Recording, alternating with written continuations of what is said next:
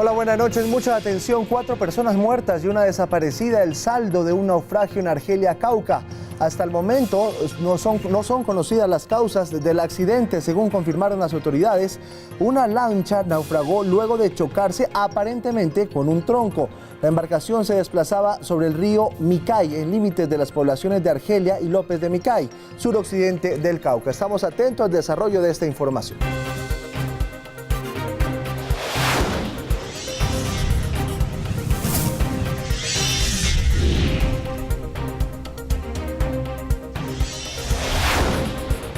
Esto es Red Más Noticias. Hoy será expulsado de nuestro país un ciudadano israelí, dueño de un polémico hostal en la zona turística de Taganga. Según las autoridades, este hombre promovía fiestas de turismo sexual con menores de edad y el comercio de drogas ilícitas. Tendrá prohibido el ingreso a Colombia por 10 años. Este hombre es Asimosh, el israelí que según las autoridades estaría tras redes de prostitución infantil y consumo de drogas que ofrecía a extranjeros de varias nacionalidades en Taganga, zona turística de Santa Marta en el norte de Colombia, tras la fachada de planes turísticos que ofrecía en su negocio.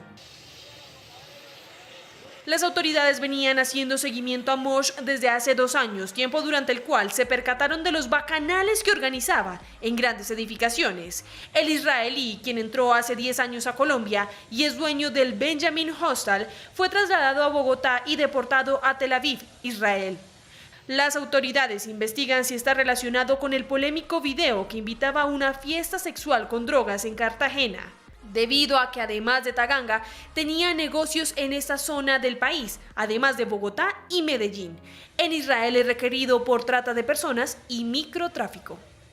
Hoy es el Día Mundial de la No Violencia contra la Mujer. En Bogotá fue llevado a cabo el acto Bailemos en la Calle, durante el cual más de 1.500 mujeres se reunieron a decirle no a la violación, al maltrato y al feminicidio.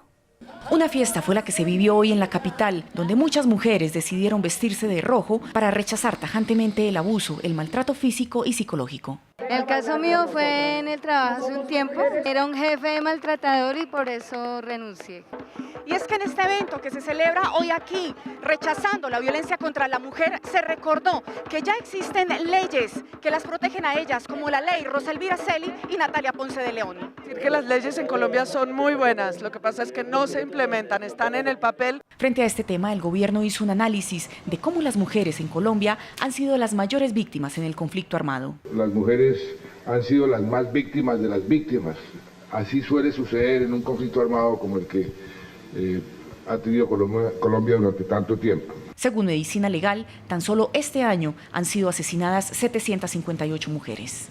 Hablamos ahora de temas de posconflicto. Uno de los cuellos de botella, justamente la reincorporación de hombres y mujeres de las FARC. La empresa privada se está colocando la camiseta para sacar a estos hombres y a estas mujeres de la guerra.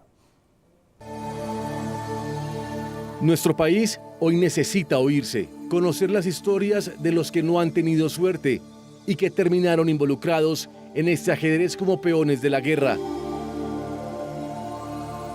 La historia de niñas y niños que no tuvieron el derecho a escoger. Soy PPR, soy una persona en proceso de reintegración. Tenía 13 años, era muy joven. ¿Y qué pasó a los 13 años? A los 13 años, ¿qué pasó? Nada, sufrí abuso por parte de mi padrastro, lo que me llevó a estar en un internado. Mis abuelos me mandaron para un internado y allá conocí al mayordomo del internado, que era un miliciano. ¿Aprendiste a disparar a los 13 años?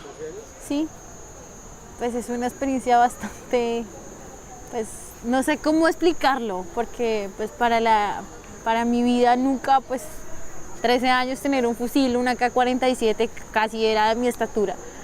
Entonces, siempre fue muy difícil porque para mí era muy pesado. Entonces aprendí a disparar con un revólver. Empecé con un revólver. ¿Y cuando disparaste la primera vez, qué sentiste? Sentí temor, sentí muchísimo miedo. Quizás para ellos era tener el poder en sus manos, pero para mí era tener como el infierno en las manos. Porque podría ser mi salvación o podría ser mi perdición. Cuando ingresé al grupo, mis compañeros pensaban que yo era virgen. Entonces, prestando guardia, fueron y abusaron de mí. Ya había sido abusada sexualmente muchísimo antes. Entonces, volver a vivir la experiencia fue muy dramático. ¿Y hoy qué tienes en el corazón después de todo esto? Solo aprendizaje. ¿Tu vida cómo es? Mi vida pues es como la de cualquier colombiano. Trabajo día y noche, trabajo horario de oficina, llego a mi casa, lavo, plancho, hago todo lo que hace un colombiano común y corriente. ¿Ese pasado tuyo lo vas a olvidar o siempre lo vas a recordar? Siempre lo voy a contar. Porque pues no es por sentirme orgullosa de mí, pero es una forma de decirle a los demás desmovilizados que están detrás de mí que sí se puede salir adelante, que sí podemos tener una vida común y corriente, que sí podemos tener la frente en alto sin que todo el mundo nos mire con un letrero. Por el simple hecho de que merecemos tener una segunda oportunidad en la vida. Y porque si estamos acá y pedimos un trabajo es porque queremos cambiar, solo por eso. Le tengo miedo a volverme atrás, a eso le tengo miedo. ¿Y qué te inspira? Por muchísimo tiempo sufrí la violencia familiar. Mi padrastro me maltrataba muchísimo y mis hermanos aprendieron eso. Mis hermanos empezaron a maltratarme. Entonces cuando yo no hacía caso, yo era la empleada de mi casa, cuando yo no hacía caso, mis hermanos me ponían un cuchillo encima. Entonces hoy en día son unos niños que yo quisiera que fueran diferentes. Y ellos me inspiran a seguir adelante y mostrarles un camino mejor. Este mundo es de locos, es una locura, pero es nuestra realidad y eso es a lo que debemos enfrentarnos todos los días. Son sentimientos encontrados, porque volver a contar la historia es como volver a vivir, pero a la vez es como verme arriba y decir, mierda, lo logré. 141 organizaciones de víctimas radicaron una carta ante la Corte Penal Internacional planteando reparos por la Jurisdicción Especial para la Paz. En el campo también hay alerta por la muerte de líderes sociales en el último año de implementación. Esta fue la carta que dirigieron las organizaciones de víctimas al fiscal de la Corte Penal Internacional, al presidente del Consejo de Seguridad de las Naciones Unidas y al relator especial de la ONU. Para manifestarles que el Estado colombiano no está respetando lo pactado y ha generado un manto de impunidad para los responsables de crímenes de lesa humanidad, crímenes de guerra y especialmente para los máximos responsables. Hacen referencia a supuestas modificaciones de la Corte Constitucional que además de los máximos responsables dejaría a un lado otros crímenes. Demuestra la falta de voluntad del Estado para investigar violaciones a los derechos humanos, especialmente cuando vinculan a agentes del Estado, militares y civiles, empresarios y terceros. Además de la carta a los indígenas, quienes firmaron también, alertaron sobre los asesinatos sistemáticos. 40 dirigentes nuestros asesinados, 10 el último mes, que es una situación que nos ha preocupado. Para algunos, llama la atención los factores que rodean estas muertes. Es decir, el 87% de los muertos son rurales.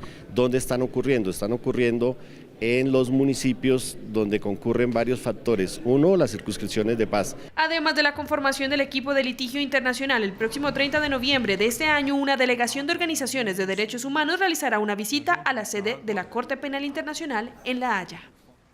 La reunión del presidente Juan Manuel Santos con Rodrigo Londoño Timochenko en la tarde del viernes generó cuestionamientos en sectores políticos y ciudadanos.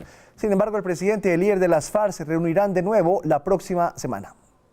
En la mañana de este sábado y a través de redes sociales, el partido político FARC celebró la reunión del viernes entre su líder Rodrigo Londoño y el presidente Santos, augurando el destrabe de la implementación de los acuerdos. La paz no tiene reversa. En una reunión con Juan Manuel Santos expusimos nuestras preocupaciones y propuestas. Llegamos a acuerdos para fortalecer y avanzar hacia la reconciliación y la implementación. El vocero de la antigua guerrilla confirmó que vienen más reuniones. Y una de las conclusiones es que lo vamos a seguir haciendo más permanentemente, necesitamos más comunicación entre nosotros mismos. Nos pusimos de acuerdo todos, el gobierno y nosotros, de que el vaso está medio lleno y lo vamos a llenar. Estas últimas declaraciones sobre el vaso medio lleno generaron polémica entre los políticos y ciudadanos. Mientras Santos y Timochenko dicen que hay que llenar el vaso de su acuerdo, en las calles se percibe que a los colombianos se les rebosó la copa por la entrega del país a los criminales. Santos y Timochenko quieren llenar un vaso que se robaron en estos 7 años.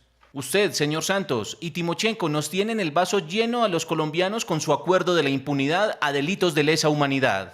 Este lunes, en manos de la Cámara, estará el último debate de la Jurisdicción Especial para la Paz, trámite en el que el presidente y Rodrigo Londoño pidieron celeridad a propósito de un año de la implementación del acuerdo.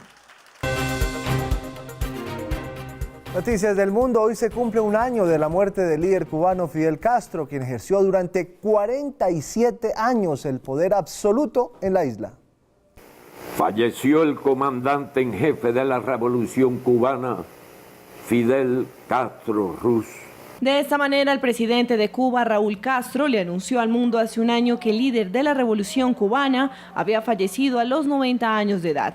Mientras una caravana que transportaba las cenizas de Castro se abrió camino a través de la nación caribeña, cientos de miles de cubanos salieron a las calles para despedirse. Aclamado por sus admiradores como un héroe, vilipendiado por sus críticos como un dictador, Castro ocupó los titulares durante casi 5 décadas como el líder ardiente y carismático de la isla más grande del Caribe. Castro ganó fama internacional al encabezar una campaña guerrillera que, con el apoyo popular, derrocó la dictadura de Fulgencio Batista el 1 de enero de 1959. ¡Cuba! Y la Revolución Cubana seguirían luchando y seguirían resistiendo. Castro lanzó una revolución política, social y económica que transformó a Cuba. Fue ayudado a crear la primera administración comunista en el hemisferio occidental por su amigo cercano, Ernesto Che Guevara. Después de sobrevivir a la caída de la Unión Soviética, la salud de Castro comenzó a desmejorar. A pesar de su fragilidad, logró supervisar su sucesión política detrás de las escenas. Raúl Castro se convirtió formalmente en el líder de Cuba en 2008. Pronto seré ya como todos los demás. A todos nos llegará nuestro turno. A un año de su desaparición física, Cuba alista diferentes actividades culturales, foros y exposiciones para honrar la memoria del líder de la revolución.